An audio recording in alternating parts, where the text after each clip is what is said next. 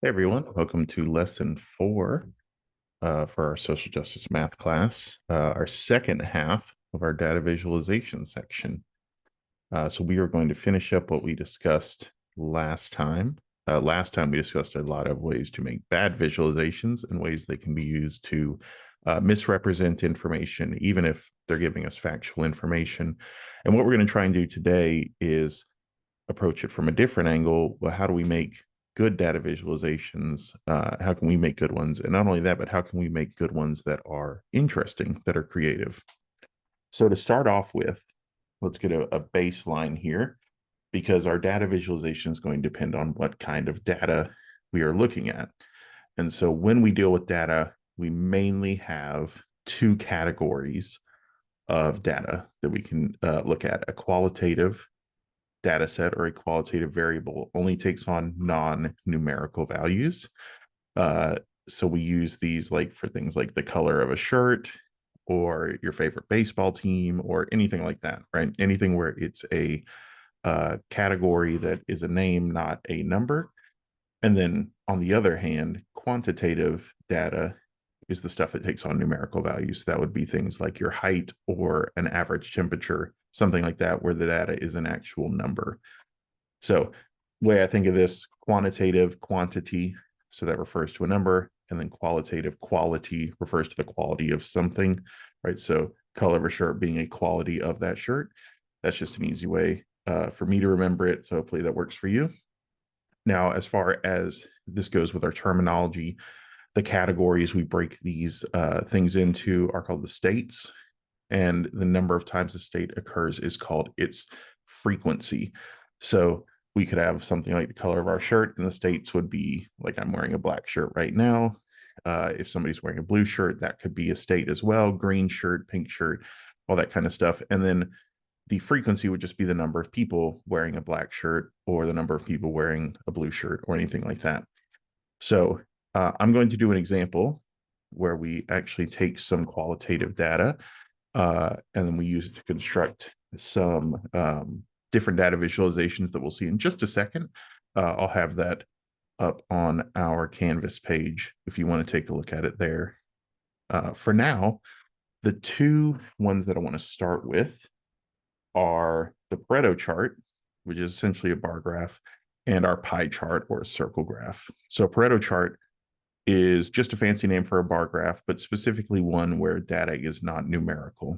So we would call it a bar graph if we were dealing with something like temperature, and our bars were going up vertically to measure how high the temperature was.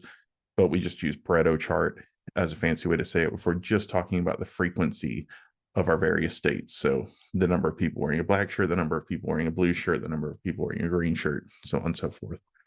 So when we do our Pareto chart, the easiest way to do this is to construct a table here where you list all the states, so all the different categories down here.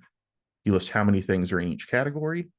And then we have a third one here that's going to help us out in just a minute called relative frequency or a proportion, where we just take the frequency for a category over the total number of data values, so the complete number of everything. So if we were looking at 50 different shirt colors, right, for 50 different people, right, and we had 4 people wearing a black shirt, we would put that 4 over the 50, right, and that would give us our relative frequency. So it's just describing not necessarily the frequency in particular for a given state, but how much it occurs compared to everything else. So this can also, right, as we mentioned, make a bar graph, because Pareto chart is just a fancy name for a bar graph. It also gives us a pie chart as well. So here's an example of a Pareto chart. We have a Hispanic student enrollment on the rise title here on our Pareto chart. And you can see they actually lumped a couple sets of data into this. So we have the percentage of total enrollment by level of school. We have percent Hispanic here on our y-axis, and then we have the type of school listed here. So these are kind of our states as far as our data goes. So we have nursery school, kindergarten, elementary school, high school, and then college. And then we have 3 different years. Each one gets a different color. So this gray is going to be 1996. The yellow is going to be 2006. The blue is going to be 2016. And so you can see they've actually combined 3 different sets of data. So you can track over the course of this 20 years, right, this percentage as it goes up from around 13 to around 23 for nursery school, and the percent enrolled being Hispanic. So this is a Pareto chart.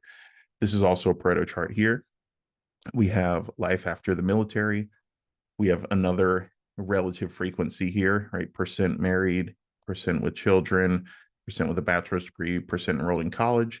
And it's broken up. Our states here are by early career persons, 18 to 34 years, mid-career or late career persons. And then we have 2 different sets of data, right? We have dark purple here is veterans, and then our light purple is non-veterans. And so we get a bunch of different data sets kind of combined here into one, specifically talking about female veterans and female non-veterans in different aspects of their life at different points in their careers. So let's go to a pie chart now. We've already seen an example of this last time when we looked at our federal spending budget. So here's a much more simplified version of that. We have mandatory spending, we have discretionary spending, and then we have our interest on debt, what they've broken off from mandatory spending. So we can use the same concepts we use to make a Pareto chart when we make a pie chart. It's just we need a little bit of extra information, and that is specifically how do we find that sector of the circle that something is. So we know this interest on debt is 7%. How do we know how big to make this slice? And all we have to do is get our proportion, so our frequency over our total. So 7% in this case, that's already given to us here. We could do the 283 billion over the 4.1 total here, right? That would be our frequency over our total for this, but they already give us at 7%. So all you have to do is take that 7%, multiply it times 360 degrees. So I do 0.07, converting it to a decimal, times 360 degrees. And that would give me the angle right here that I need to make my slice of pie. Now, a couple things. First off, I'm not expecting you to be perfect with anything like this, right? If we're doing this by hand, all we need to do is make sure we're in the ballpark. So we don't want something to be, half of the circle and then make it look like this blue one here, where it's like way over half of the circle. We want it to be pretty close to where we're at. We don't need to be perfect and pull out a protractor, just get in the ballpark.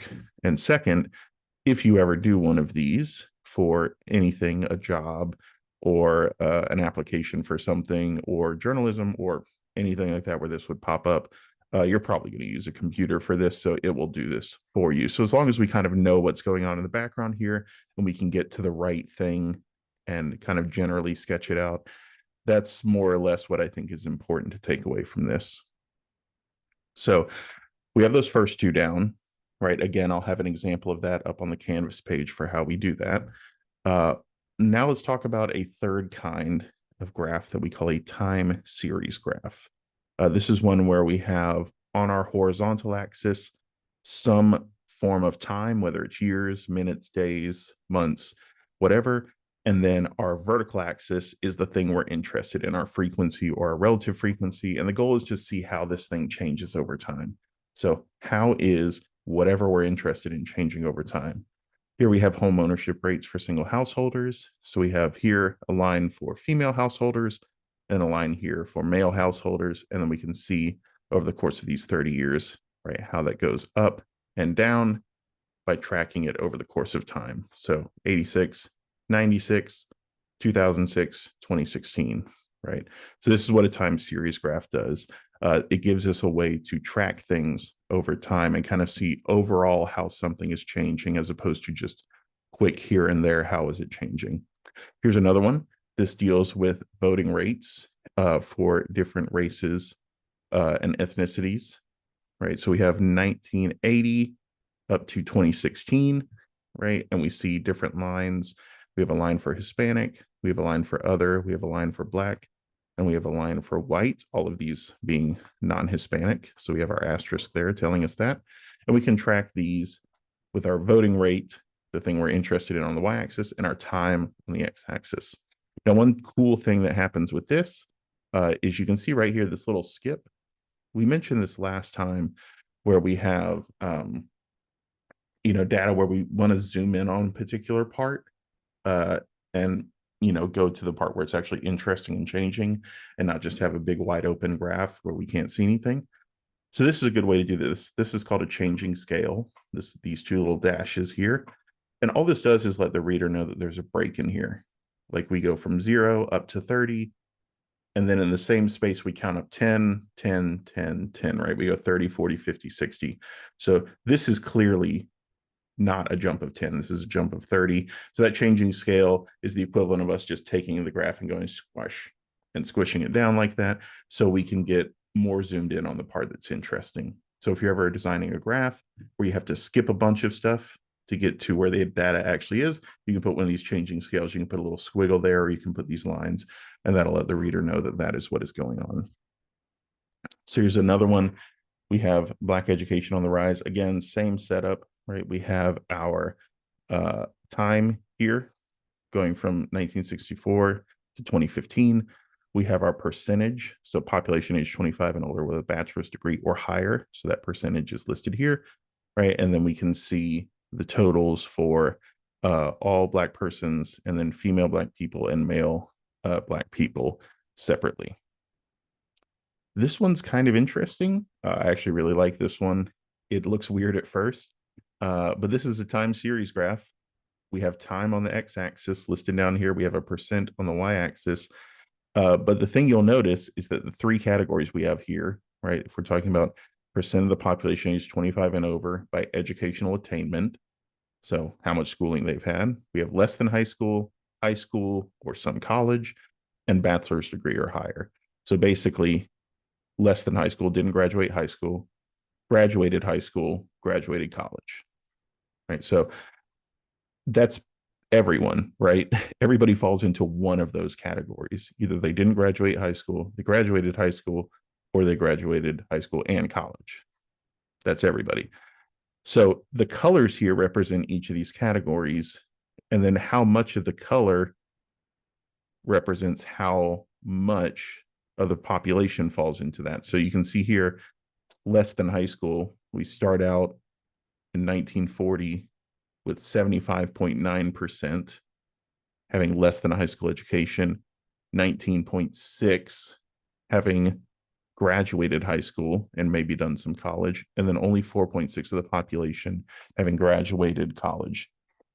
And so we can track that as we go over here to the end, where they tell us 32%, right, has graduated college, 56.4 has graduated high school, and 11.7 have not graduated high school.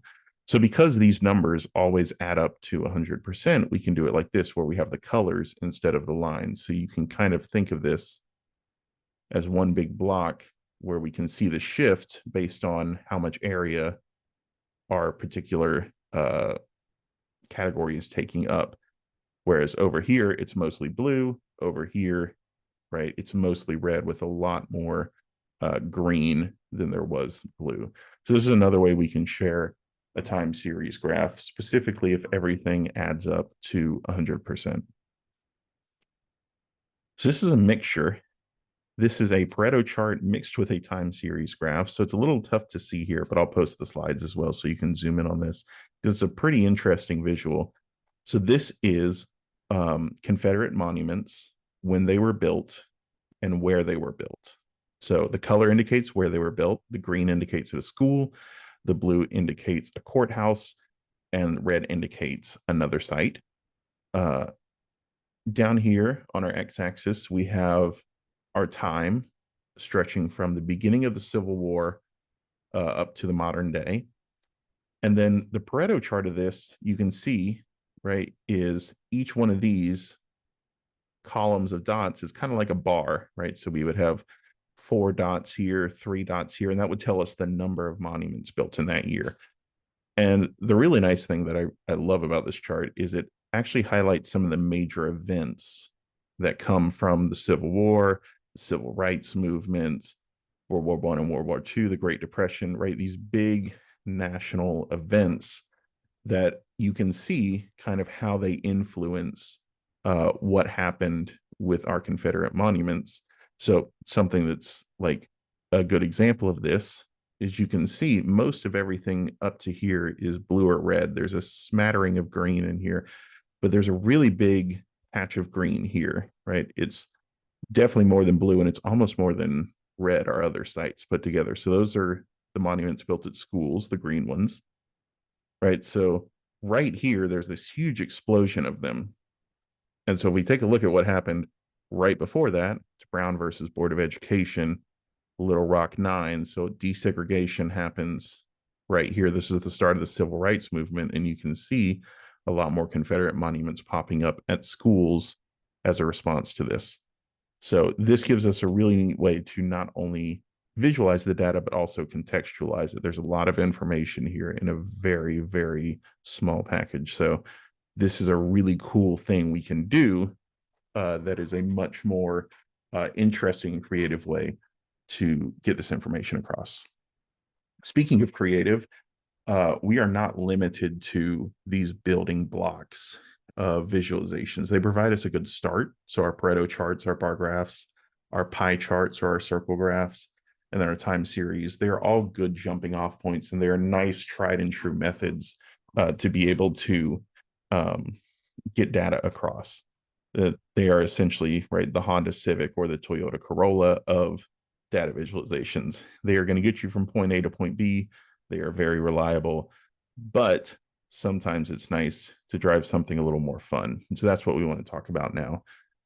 So there's a project I want to mention called Dear Data, and it's two designers who agreed to send each other postcards from the US and the UK once a week, right, for a year. So they would alternate weeks. And on these postcards, they would make some sort of data visualization representing whatever topic they were interested in that week. These topics were not anything super crazy. They were usually just something that was pretty mundane in everyday life. So you have here complaints, doors, laughter, right? Very everyday topics. The way that this was interesting, the way they made this interesting was to use very unique and creative data visualizations to get their point across. So they collected all these up and put it into a book. And here's an example of what one would look like. So this is the data visualization for complaints. So we have the front side of the postcard, which gives us our actual data visualization. And then the back side of the postcard, which probably more importantly, gives us how to read this visualization. All right, so this is a key component. We can be as creative as we want, but we need to make sure to explain how to read what we are looking at. So here's the front. You can see we have three fans kind of off. We have two vertical lines here, two fans coming off of this one with a variety of different colors. And then we also have a fan off of this last one here. And if we flip the card over, then we end up with this, where it says a week of complaints and general grumpiness, right? And we can see here, this left fan indicates the number of private complaints. This middle fan here is outward complaints, right? So these are all complaints that the person had. And then this right fan over here with its own individual line, right? That is the number of complaints made to this person. So these are ones she had privately, these are ones she spoke outwardly, and these are ones that were spoken to her. The color indicates the type of complaint. So we have that there. So we can go back, we can see transport is in black. So complaining about that. If we go back a slide, we can see, yeah, a lot of people complaining to her, right? Because it's farthest right, complaining to her about transport. And then let's see, maybe one right here, definitely some right here. So easy way to tell there. She mentions that they're in chronological order, except for one of them because she had mixed up the order. And then she gives some extra stats here just for funsies, the number of each type of complaint. The top complainer was her dad, and she complained the most about her husband, which she does write an apology for down here. So again, something that is very, very everyday and mundane, right? Just the number of times you complain, what you complain about, but a much more artistic way to view it, and a really cool way to visualize this set of data. So a website called 538 enjoyed seeing this so much, and uh, they actually went to their podcast and invited their listeners to track their own listening intake for a week. So here's an example of one that somebody did.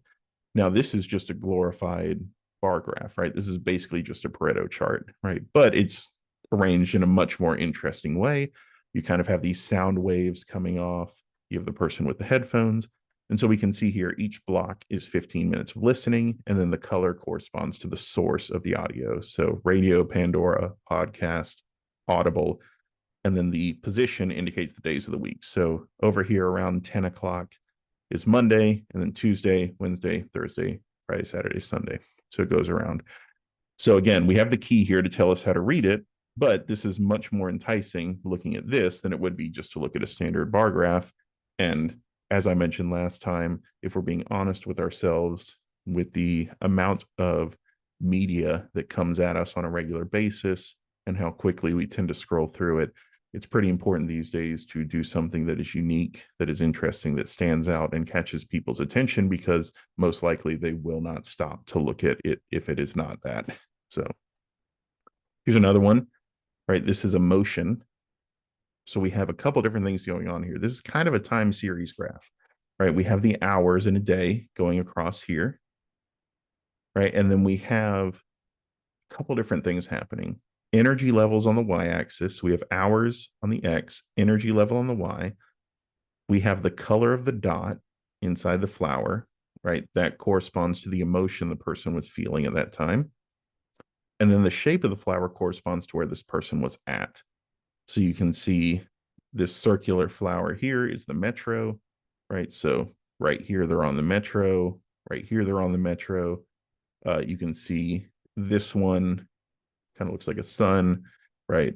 They're at the shop, so they're shopping here. And then we have at the office is the 5-petaled flower.